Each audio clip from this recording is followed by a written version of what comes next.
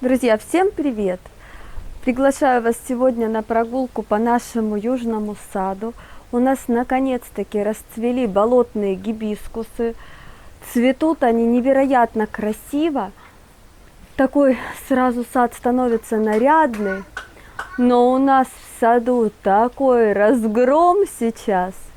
Знаете, как в первый раз мне даже, наверное, страшно стало, что мы в саду наворотили, называется. А мы просто решили сделать в саду фонарики.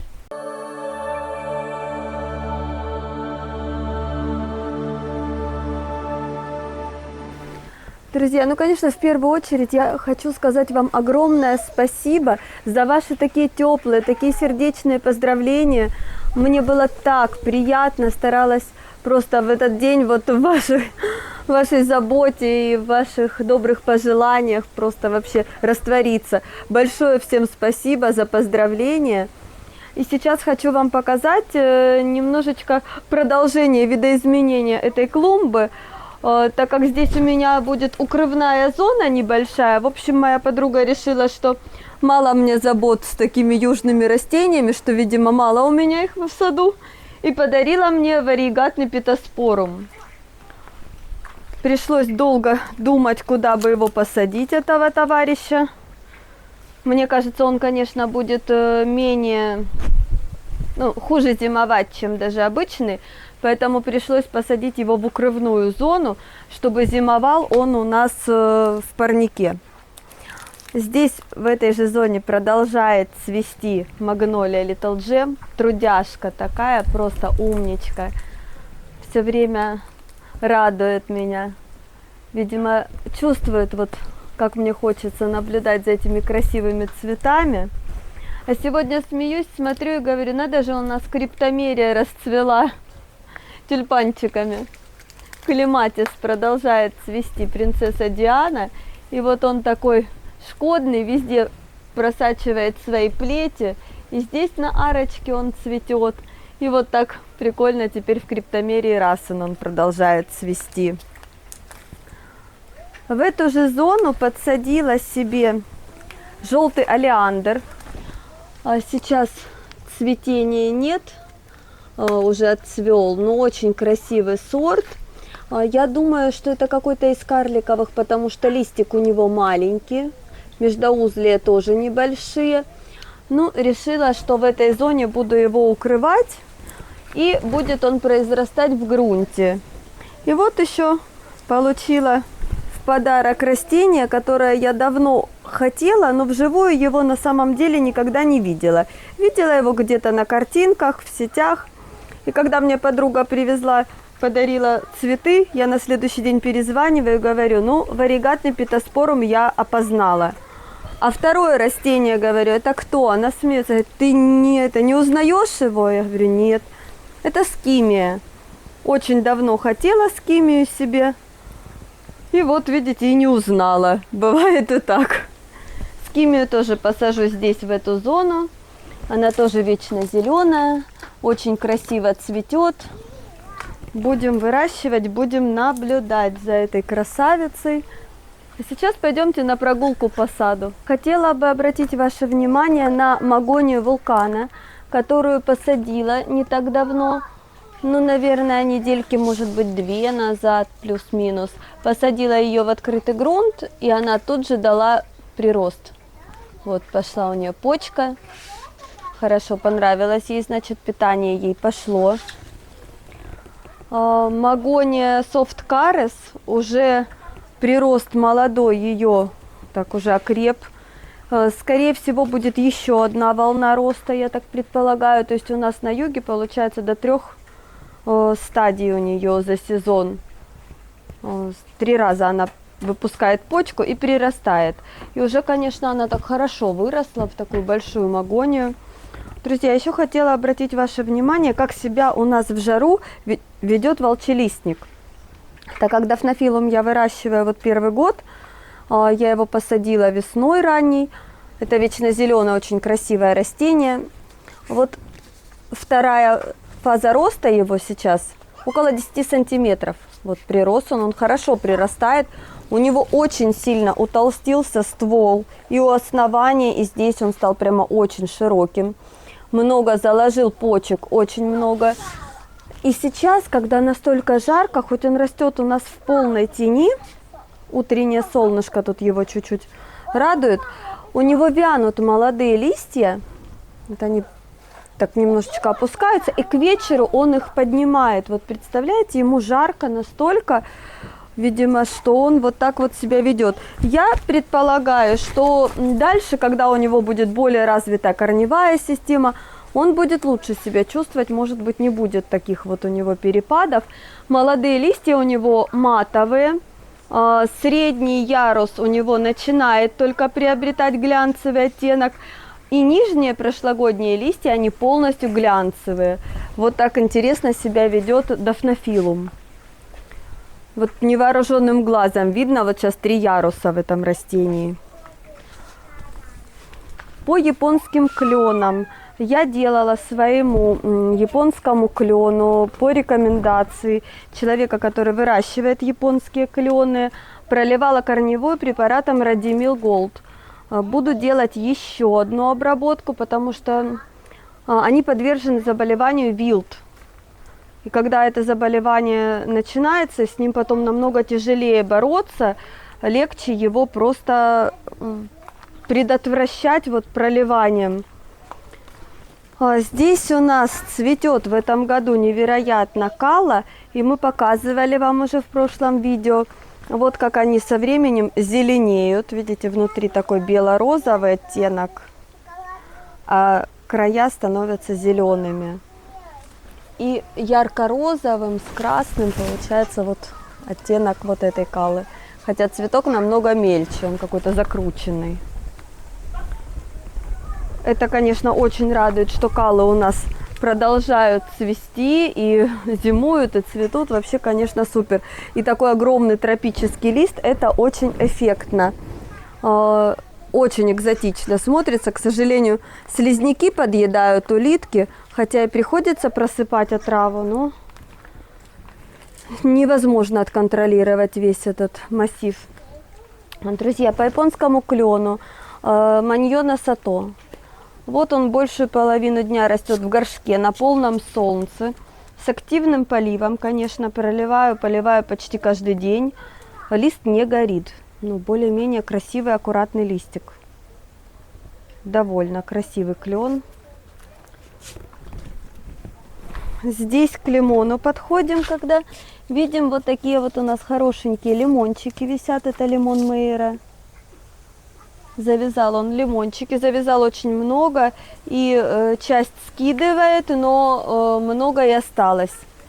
Я надеюсь, что в этом году все-таки несколько лимонов хотя бы вызреет.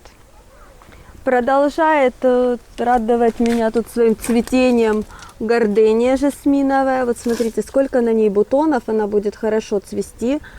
Растение кислотница, растет в маленьком горшочке, вот в таком небольшом у нас.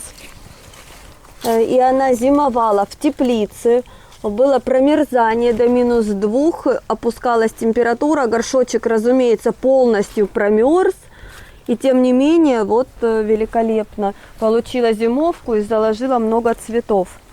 Хочу вам показать, невероятно красиво смотрится нандина, это нандина Гольфстрим, карликовый сорт, очень яркие приросты, такие лимонно-розовые. Очень красиво смотрится. У нас в саду много сортов нандин, и все они прямо такие яркие, красивые. Жимолость на арке вся сейчас в таких красных ягодах. Смотрится ярко, декоративно, они прямо акцентируют внимание, симпатично смотрятся, и много завязывает она их. Продолжает цвести глициния. Много, но они уже такие короткие, но все равно цветут. И вот, к слову, опять о стрижке глицинии. Видите, какие огромные плети она выгоняет. Вот мне было некогда. Нужно будет в ближайшее время ее опять коротко-коротко обрезать, обстричь, иначе уже она вот вся развалилась. Друзья, вот, к слову, о том, что сейчас происходит в саду. Решили мы сделать, расставить по саду фонарики, фонарики электрические. И так как у меня уже сад сформированный, заложенный, вариант остался только взорвать всю дорожку и положить кабель под ней. Поэтому сейчас вот в саду прямо, конечно, разруха. Как глаза боятся, а руки делают потихоньку. Друзья, хочу вам сделать врезку. Сегодня вот так вот взорвали все в саду. Это, конечно, жесть. В общем, всю эту дорожку, все раскладывали, проводку. А тут так красиво цветут гортензии, гибискус. Думаю, надо вам показать. В Лагерстреме у нас вчера был ливень. Ее всю развалило, завалило, тяжелая, надо опору поставить. Боже, конечно, тут сейчас не пройдешь. Цветет дюк де Брабант. Сирийские, но вечером закрываются. И так красиво цветет вот этот гибискус болотный. И белый цветет. Тут, конечно, ужас. И дождем его весь поразмыло, повял, но цветение обильное. И в принципе, несмотря на то, что много уже таких отцвевших, смотрится еще красиво.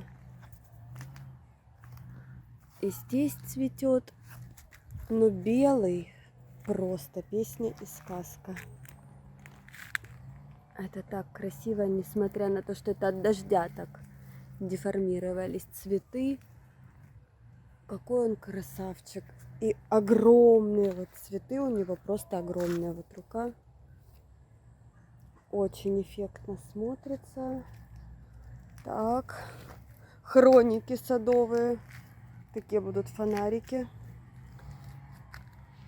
Вот такая вот картинка в саду. Какие плети вырастают. Вот видите, даже плотные посадки не спасают. Периодически выстреливает где-то трава. Ну, а как без нее? Очень красиво сейчас цветут гортензии. Вот видите, сейчас Silver Dollar вам показываю. Хотя у меня были комментарии, что это не Silver Dollar. Но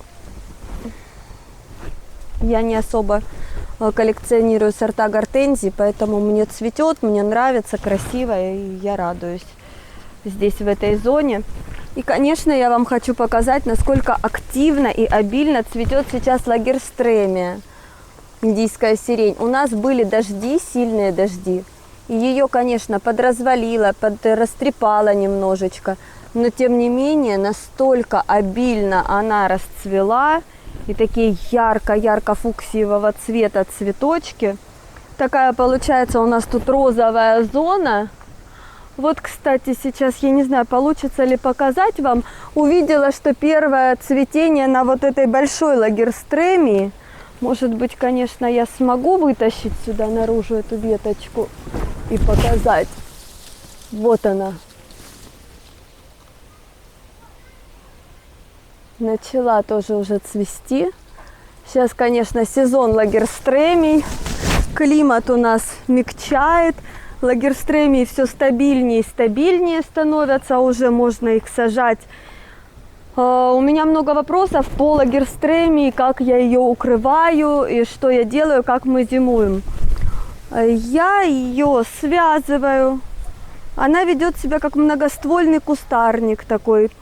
Связываю, и когда лист обсыпается, перед первыми сильными заморозками я надеваю вот так евроутеплитель для труб. Невысокий, в пределах там метра, если ниже вот этот карликовый куст, то там, ну, сантиметров 70. И вот в этом утеплителе просто, понимаете, отсекаю ей сквозняк, вот вымораживание, если сильные заморозки. Вот эту я в этом году вообще никак не укрывала. И видите, насколько она огромная. Я весной обрезаю очень сильно, на штамп ее делаю. И она цветет на побегах текущего года. Поэтому чем больше режем, тем больше цветет. Очень красивая. Друзья, я хочу вам показать. Расцвел у меня розовый гибискус. Сегодня расцвел. Очень красивый. Единственное, что он у нас чуть-чуть развалился. Нужно поставить какой-то круг опору, потому что он после пересадки вот так себя ведет. Но цветы на нем огромнейшие, великолепные. Такой нежно-розовый сорт с такой темной серединкой. Смотрится, конечно, он очень красиво. Я очень люблю вот время, когда в саду начинают цвести лагерстремии и гибискусы. Приходят мне иногда комментарии: Катя, как это так, вот в вашем саду нет роз? Вот что у вас, ничего не цветет тогда или как? Цветет, конечно, лагерстремии, цветут у меня гортензии, эхиноцеи, гибискусы. Этого хватает. Олеандры, как какая-то пристановочная культура, либо культура из-под укрытия, тоже прекрасно себя ведет. Вот это же все многолетники. Вот Дюк де Брабант. Ну, кстати, помните, говорю каждый раз, что Дюк де Брабант некрасиво, он или подгорает, подмокает, и он не очень красиво сбрасывает вот цветок, он долго держится. И это один из минусов, потому что сорт смотрится мусорно, когда начинает процветать. Вот не очень за это люблю его. Продолжает цвести эхиноцея, очень долго цветет, в стадии и новых молодых цветочков, и вот так вот примерно выглядят старые, вот, которые уже долго цветут.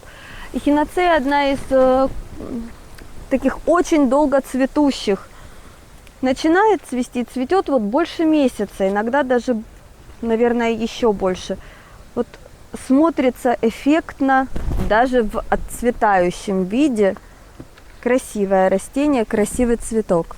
Друзья, ну и, конечно, потихонечку подходим с вами к зоне, где у нас цветут гибискусы. Сирийские мы вам уже показывали. Сирийский начал цвести раньше. Вот фиолетовый.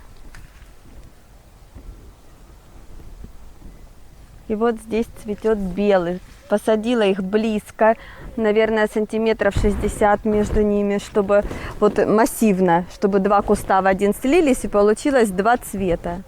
Ну и, конечно, как вам не показать, единственное, сегодня ветер у нас сильный. Когда у нас начинаются вот эти суховеи, это просто, знаете, эффект фена, вот горячего строительного фена начинает выдувать, и цветок гибискуса настолько нежный, моментально заветриваются у него края. Но смотрится он как красиво. Смотрите, какие огромные. Такие красивые. Вот у этого сорта мне нравится очень контрастно.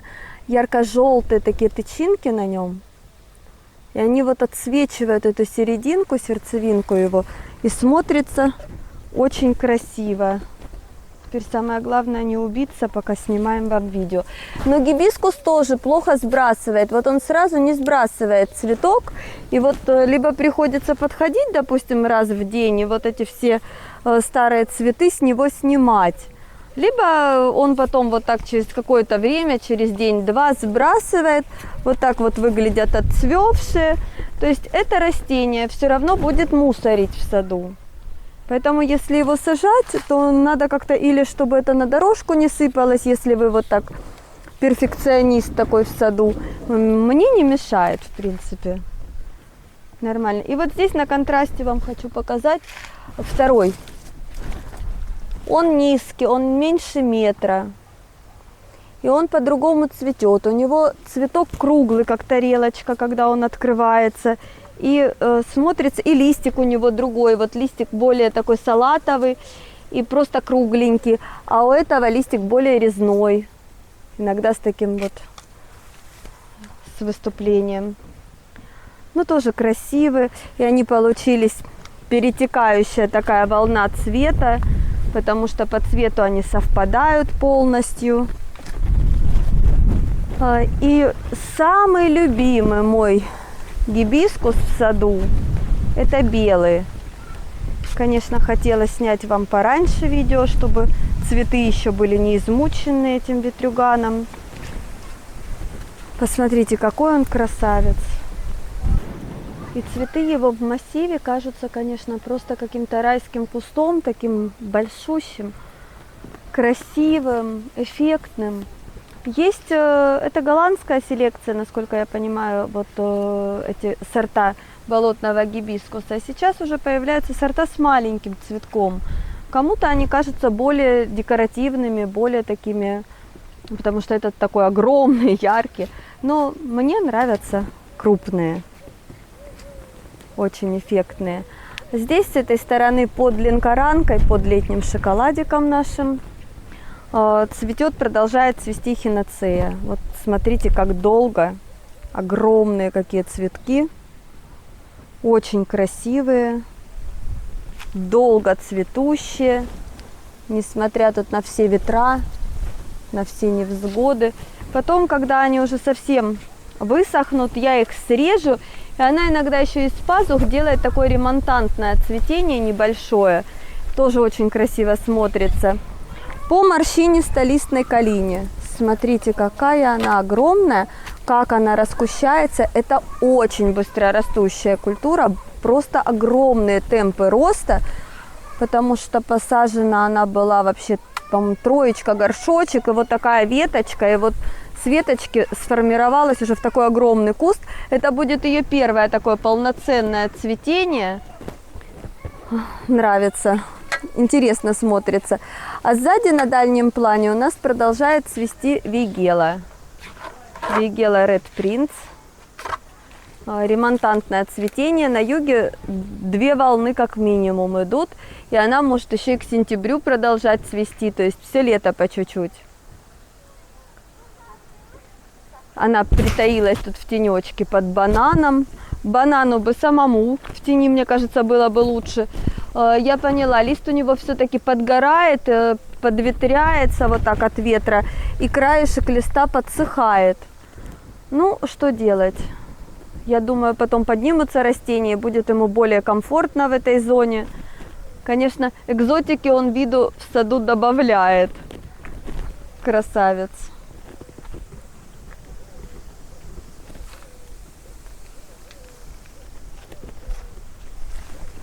Вот сейчас показываю вам ель Энгельмани, Бушлейс. И у нее пошла вторая волна роста. Вот был весенний прирост, и сейчас у нее открываются почки. Вы видите, будет еще один прирост. Очень много почек заложено.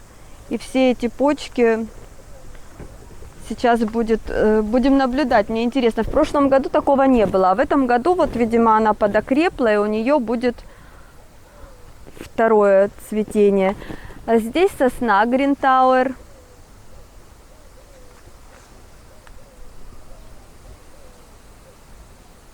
Внизу плющ, который пустился как почвопокровная. Я его посадила. Так я не боюсь плющей. Мне приходят комментарии часто: уберите все плющи, пожалуйста, вот они там все загубят. Ничего они не загубят, у меня подконтрольный маленький сад.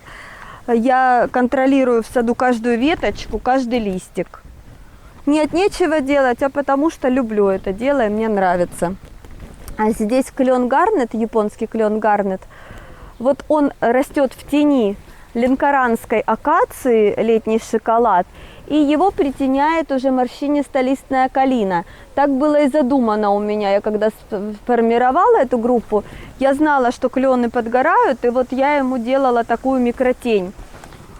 И вот клен красавец. Во-первых, темпы роста огромные, а во-вторых, он очень долго держит. Видите, лист у него до сих пор красный. Чуть-чуть вот зеленеет он изнутри, но общий вид красный, красивый, держит лист долго.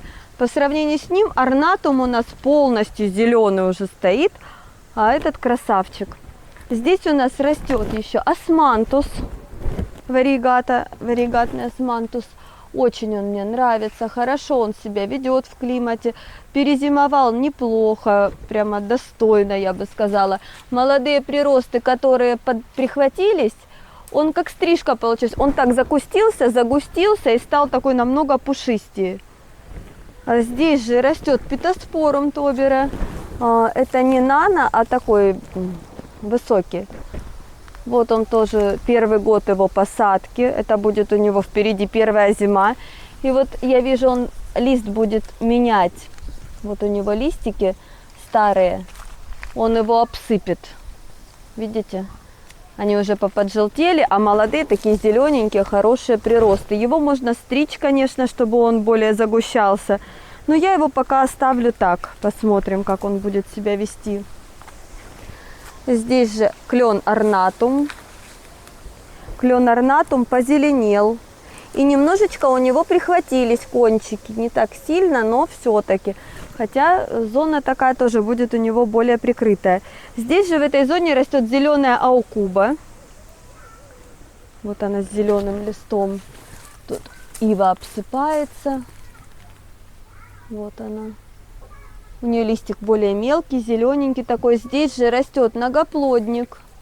Многоплодник тоже будет в этом году зимовать в открытом грунте. И лавровишня навита.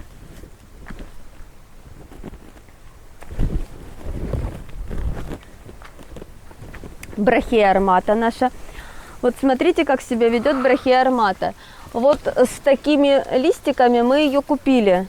Видите, какие они были длинные, длиннючие, такие вытянутые листья? Как она себя ведет в открытом грунте, вы видите? Чем больше вот листик, у нее лист сам больше, шире, а черешок листа короче. Вот так проявляется в грунте, более набитая будет. Вообще, почему еще брахея вооруженная? У нее вот здесь вот такие шипы, колючки. Можно прямо пораниться этим листом. Нужно быть осторожными. И вот старые листики уже можно будет вот этот обрезать. Один она сбросила. Ну, красивая, конечно, изюминка такая нашего сада. Очень я к ней неровно дышу. Просто красавица. Сразу я предугадаю, будут опять вопросы по зимовке. Какая у нас зона? 6Б, 7А. От зимы зависит. Вообще Краснодар уже приравнивают климат, даже в Википедии стоит, сменился от умеренно континентального к сухому субтропическому. Но брахея, говорят, без повреждения листа держит до минус 12. Но это не мой опыт, это мне рассказывали. Я не буду так экспериментировать. Растение редкое, красивое. Здесь будет стоять короб. Короб будет из поликарбоната. Конструкция такая, она будет с дверкой проветриваться, потому что у нас бывает зимой. В прошлом году мы ездили в Краснодар, и вот на здании такой градусник был. Канун Нового года плюс 21. Понимаете, когда это все, допустим, стоит, вы уже подготовились к заморозку, у вас поликарбонат, и плюс 21, она сварится, нельзя так делать. Поэтому в эти дни просто открытая конструкция будет. А если будут морозы, то будет стоять датчик, и будет у нее холодная зимовка, плюс 2, плюс 5. Примерно температура, которая будет у нее поддерживаться. Здесь же в этой зоне подсажен калистемон, чтобы он также укрывался. Потому что он тоже не перезимует в условиях просто нашей кубанской зимы сейчас. И здесь еще у нас агавы растут. Вообще приобретала как агава, потом мне говорили, что это не агава, а по-другому называется. Не помню как точно, ну, называем пока агава. Вот такая вот красавица. Здесь продолжает набирать мощь наш кактус синим цветет, кориоптерис. Вот он варигатный, он в этом году прямо так разросся, этот куст. И здесь же растет у нас каликант Хартлетшвайн. Вот первый год его посадки.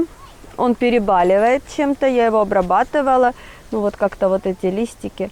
Но в целом набирает и продолжает расти. Красивый куст. Здесь, видите, внизу стоит у меня новое растение. Тоже подарок. Это калина Давида. Очень интересно, вечно зеленая, но тоже у нее зона 7Б, даже на 8. Ну, посажу в зону, закрытую от ветра. И посмотрим, как она будет себя чувствовать. Укрывать не буду, я думаю, мне интересно наблюдать, как она вообще будет дальше расти. Уже у многих зимуют, поэтому будем и мы пробовать. Красивое растение. Высотой оно около 60 сантиметров, небольшая. Цветет белыми цветочками, такими в кисточках, и завязывает синенькие ягодки. Друзья, здесь после пересадки у меня вот сейчас расцвела лаймлайт, гортензия метельчатая.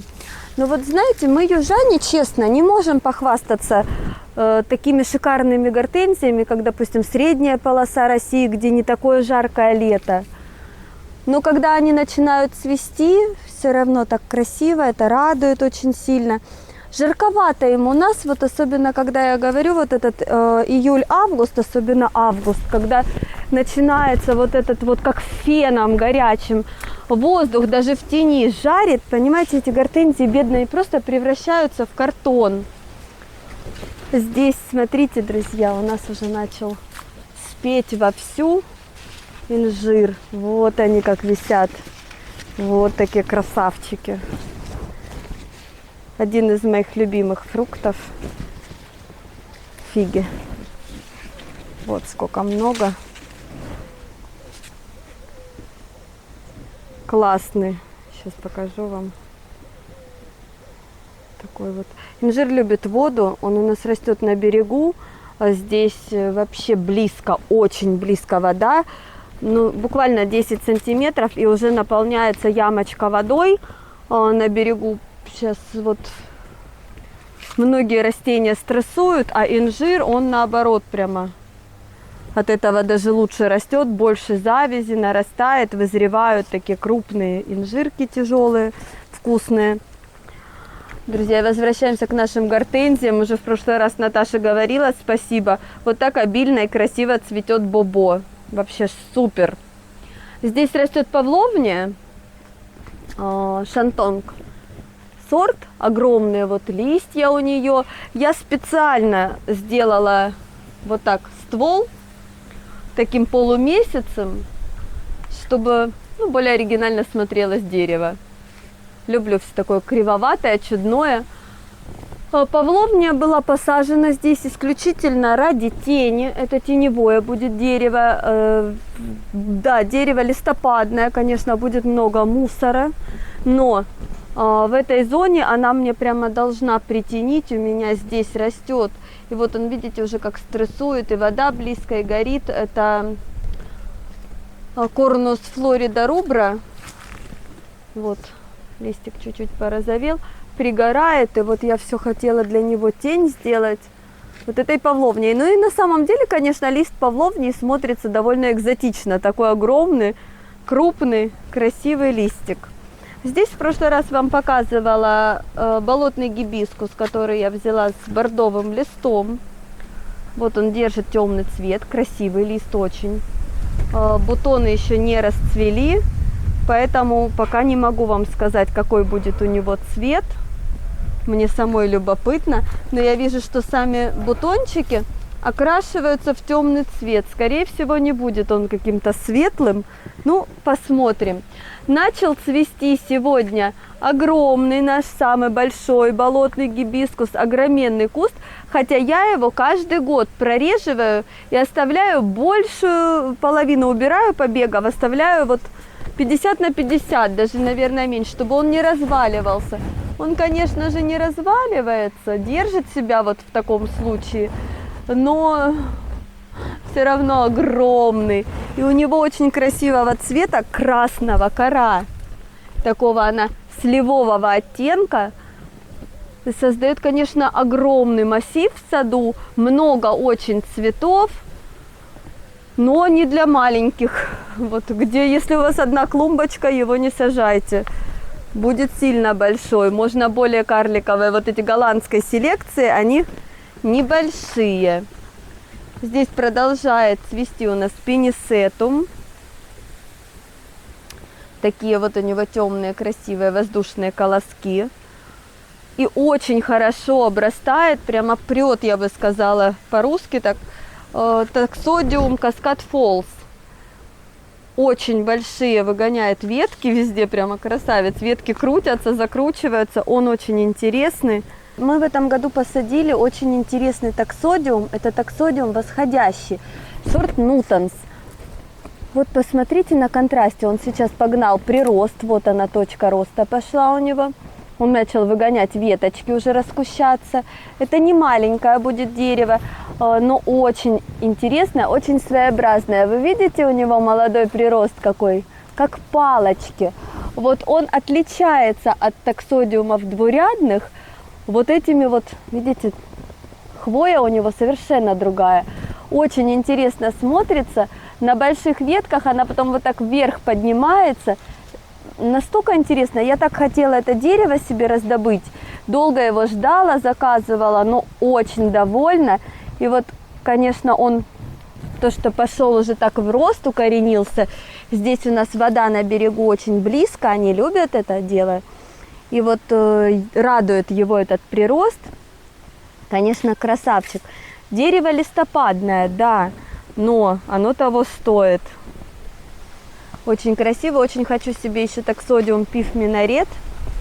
Тоже красавчик, видела недавно прямо живую изгородь из него. Так настолько эффектно это все смотрится.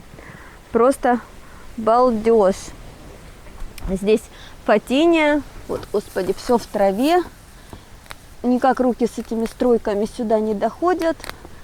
Фатинию пересадила, она укоренилась, вот пошла в рост и дала уже побеги. Яркого цвета у нее кора красивая. Что, друзья, наступает в нашем южном саду вечер. Вечером у нас все еще плюс 30. Даже этот суховей уже кажется таким живительным ветерком. Работы в саду много. Спасибо за прогулку. Пошла собирать инжир. Всем пока и до встречи в саду.